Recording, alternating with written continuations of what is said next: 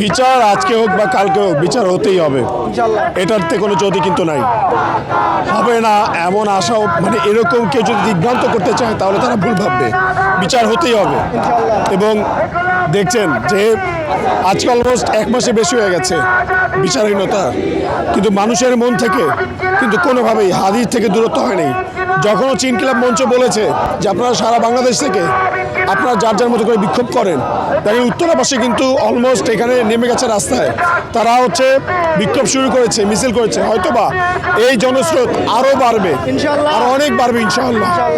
সারা বাংলাদেশের প্রত্যেকটা জায়গায় থেকে, প্রত্যেকটা এলাকায়, পাড়া মহল্লায়, সব জায়গা থেকে মানুষ জেগে উঠবে, তারা কথা বলবে, আবারও বিচারে যাবে, তারা রাস্তায় নামবে।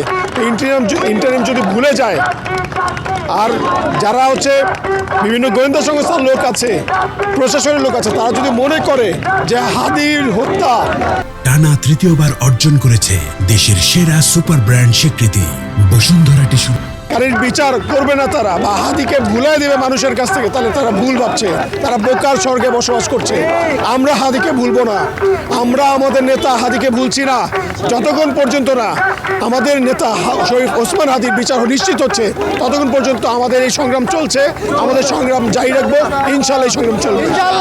এটা তো জাস্ট মানুষ একটা সিম্পল নমুনা দেখালো। গণবিস্ফোরণ হওয়ার সময় তো মানুষ কত সিম্পলি গণবিস্ফোরিত হতে পারে, ঠিক আছে, এটা তো জুলাইতে আপনারা দেখেছেন।